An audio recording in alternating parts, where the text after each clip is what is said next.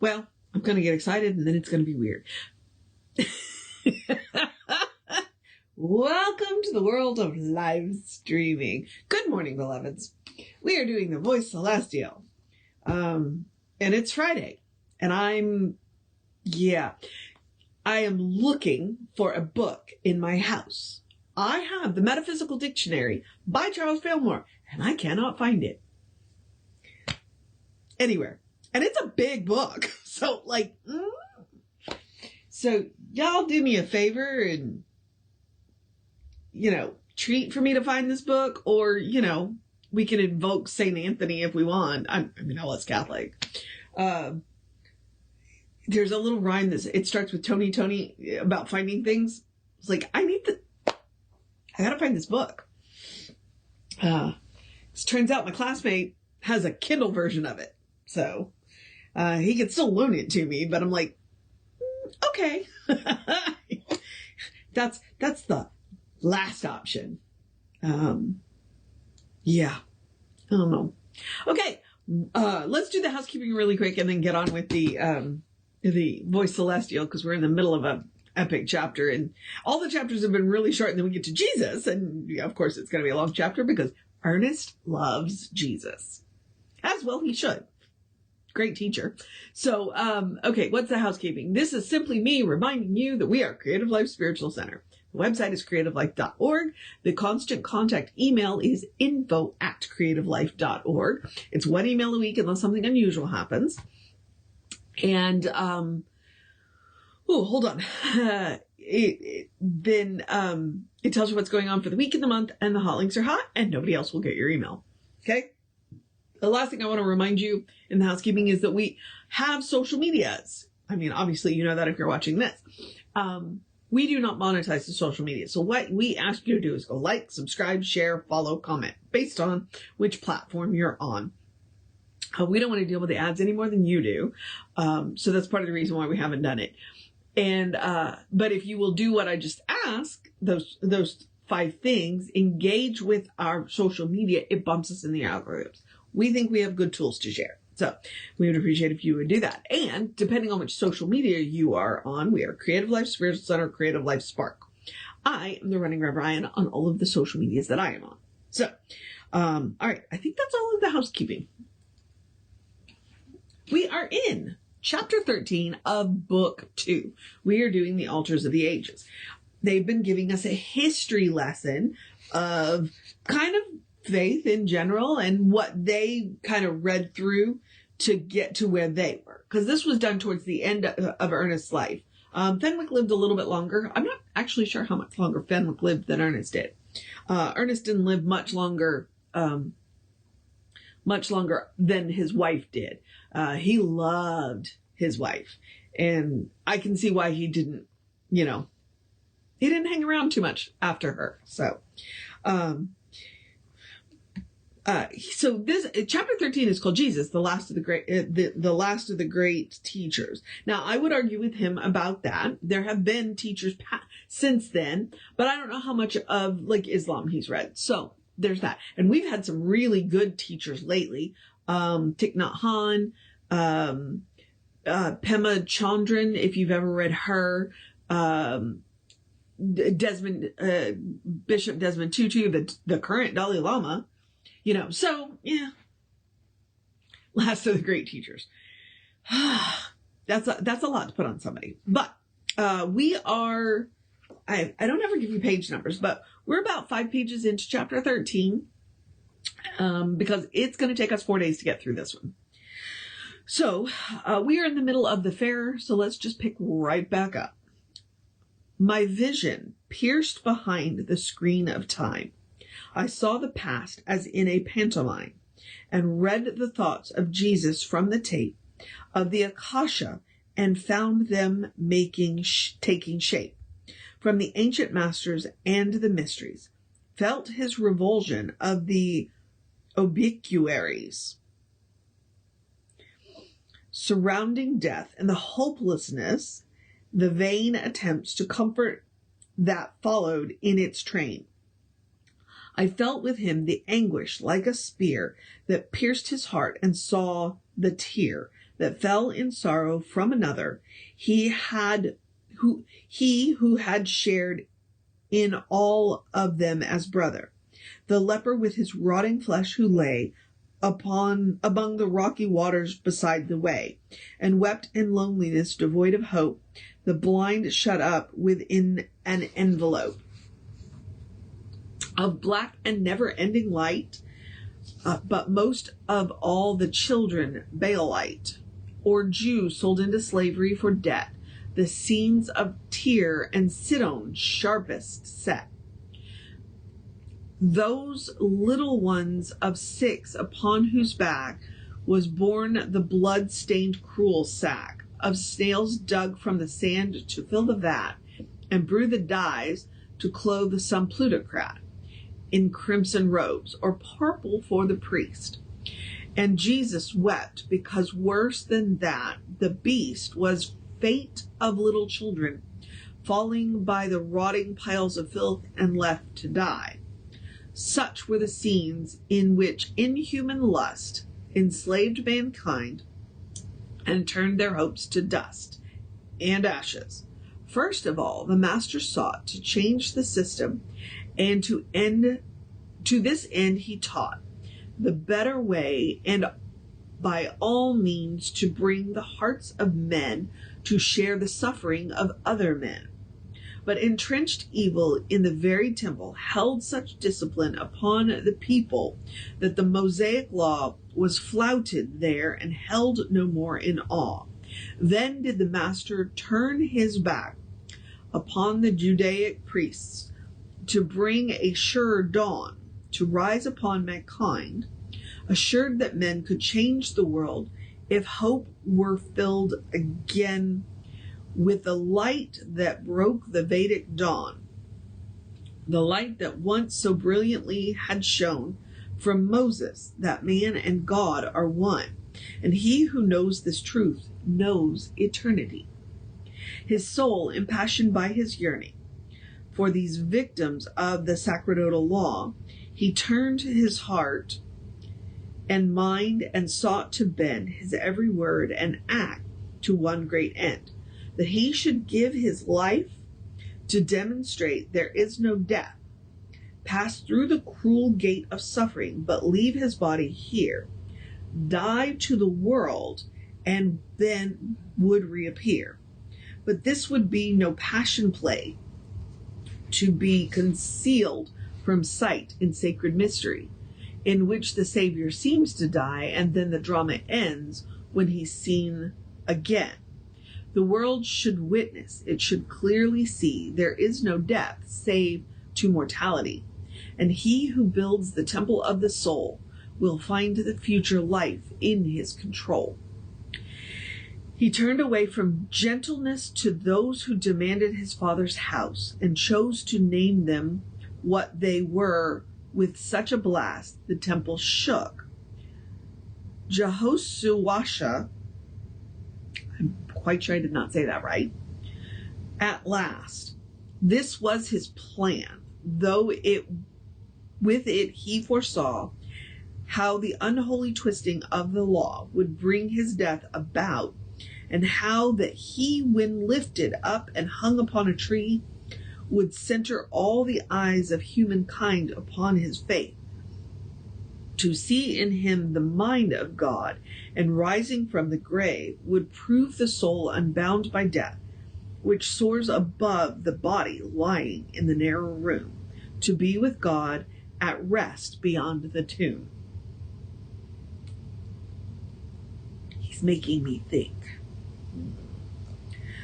The law of resurrection has been known to other minds. The purpose was his own. In the Essenian doctrine of the soul, from subtle, it's subtle. From the subtle ether sprung to pay the role of life within the body prison, then in joyfulness to take its flight again, enriched by service to the needs of men. The hour drew near, his feet were firmly set upon the path that led to Olivet, where he could view the hills of far Judea in purple tinted light, and he could see a bit of the Dead Sea bathed in sulfur mist, while just below, the dimming sunset kissed the temple towers that crowned the sacred wall, where even now, unmindful of the call to worship, the politicians laid their plan to murder him, anointed Son of Man and the Son of God. The hour was set, and they, in cruel farce, convicted him, a play on justice, one of the law's consent, with grim admission that I find no fault in him. They nailed him to a cross, and hanging there, in agony too great for humankind to bear, it seemed to him that God had turned away, as though this were another passion play. Yet, though his thorn-crowned brow with blood was red, he looked upon his murderers and said, Father, forgive them. They know not what they do. I trust my spirit, living God, to you. It was the end. He died upon the cross. Yet to him was gain, not loss. For he had planned that all mankind might see, if lifted up, I draw all men to me. Behold the proof. What all the seers had taught, and what the passion plays sincerely sought to demonstrate, was brought at length to sight. For Jesus rose and showed himself in light. Untouched by death, he broke the last spell that grips the common mind with fear of hell, or feels the anguished torment of despair, lest they shall see no more the face of so fair of their beloved. It came upon this wise that on the dreadful day of his demise, his followers had run away, their fears of the unknown and inhuman leers of mobs aroused to frenzy by the sight of blood drove them in frantic haste at night to seek concealment and escape their doom within the shelter of an upper room. Not one of them remained courageously to take the master's body from the tree. A certain Joseph of Arimathea, who loved the Lord, pursuing an idea, asked Pilate for the privilege to take away the body of the master and to make a sepulchre for it, and binding tight in linen cloth, bore it away at night. Then cometh Mary Magdalene to the tomb of Jesus, she who knew him well, but found the stone was rolled away, and Jesus was not there that Sabbath day. But as she wept, a man appeared. We are getting close to Easter. Against the morning light, she reached a hand to touch his garments. Touch me not, he said, but tell your brethren, ascended from the dead, I go unto the Father. And passing from her sight, he disappeared, dissolved in morning light.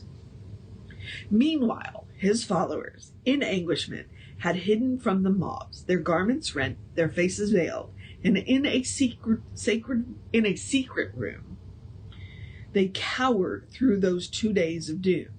And then he came, yea, Jesus came through the tight closed doors, around his face an auric light, which glowed within the room, and spoke and said, Peace be with you.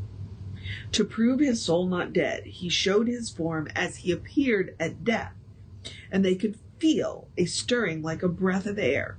The Holy Spirit be upon you all, he said, and saying, he was gone. Shall I say more?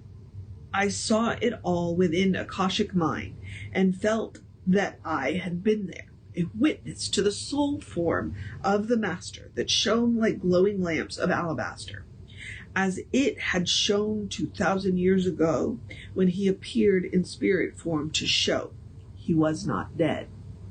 Again and yet again he reappeared to women and to men who had been dear to him. In Immunaus, his apparition was just Sacrinaus, with his appearance to the women who, with Mary Magdalene, held him in view.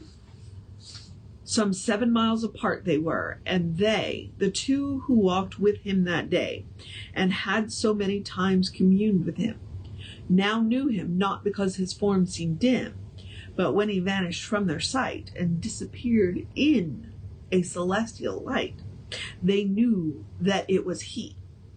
It needs no more of telling save that he passed the shore of earthly life, his words, a last command. Bear witness to the truth in every land, that I have risen from the dead, and I have given proof that only bodies die. Fear not, all ye who hear, you will survive. That which has seemed to die is still alive.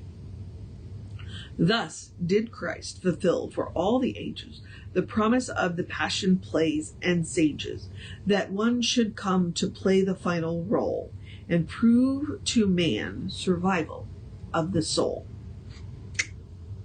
So we are stopping there because part 2 is his philosophy and religion. That's where we're going to pick back up. Now, I said, because, I broke the thread there for a minute, that he's making me think. And because I never thought about the publicness of his death, which is worth considering, okay? Because Ernest and Fenwicke keep referencing the passion plays, the mystery schools, and frequently, because they made a fairly direct reference to the Egyptian pharaohs, how they entomb them before they put them on the throne, and when you consider baptism, it's a rebirth. You are dying to your old life. Okay, so in all of these in a lot, I can't say all of them because I don't know them, but in the mystery schools and in these passion plays, frequently that is what you are required to do. You are required to die and then be reborn. It's even a therapy technique, which is a little scary, but we won't talk about that. So you are dying and being reborn to a new life, right? So, but they're done in secret. They're done in small groups. Like I said, they're done in secret. Jesus, on the other hand, said, hang on. If we do this in small groups in secret, the message isn't gonna get out. So, his death was public. And I'd never considered that before. I'd never considered why his death was public. Now, there are multiple reasons why his death was public, because he was an enemy of the state and religion. That being one of them. They wanted to make a public example of him. But it fit into his narrative from the standpoint of, I want everybody to see me die, because then, after they have seen me die, when I come back, then they have no choice but to believe that the body dies, but the soul doesn't. I will also point out to you, because I have taken some exception with some of the words that he has used, that they have used about women in the Book of the Ages. Okay, what? Because I did. He did point out that the first person to see Jesus was a woman, or rather a group of women. The 12 apostles are not who showed up to take him down. Joseph of Arimathea showed up to take him down, probably because he had the wealth and the political connections to do that. But he didn't see Jesus first. The women who had the courage to show up to prepare the body are the ones who saw Jesus first. The women. Okay. All right. That's it. Now, I'm going to encourage you to have a great day, a wondrous day, a fantastic day, a magical day, an enchanted day, a wonderful day, an awesome day, an amazing day. A let's wrap this week up day. Let's prepare for the weather tomorrow day. A do what you got to do day. A Take a break day, cuddle your fur babies day, drink plenty of water day, enjoy whatever the weather is today, because tomorrow's going to be weird. A take care of yourself day, a take a break day, a take a nap day, a do what you need to do day, a read something fun day, a good day. And if that is too much pressure, simply have a day. You are enough, just as you are. You are a beloved expression of the divine. You are a brilliant light, a divine spark, spirit in motion, God in action, a beautiful masterpiece, and a work in progress at the same time, at your own pace. And as Reverend Jesse likes to call us, you are godly. All right, explore the truth of your being. Get to know who the divine knows you to be, because the divine knows you to be good. And from there, anything is possible. All right, beloveds. I don't know what I was about to say, but what I should be saying is Reverend David should be on around 5 p.m. with you. I'll be back with you around 9 tomorrow, and we will tackle some more of this chapter. Like I said, it'll probably take me 2 more days because it's a long one. Ernest loved Jesus, and rightly so. He was a master teacher. Okay, beloveds, take care of yourself. Know that you are loved, and I will see you next time.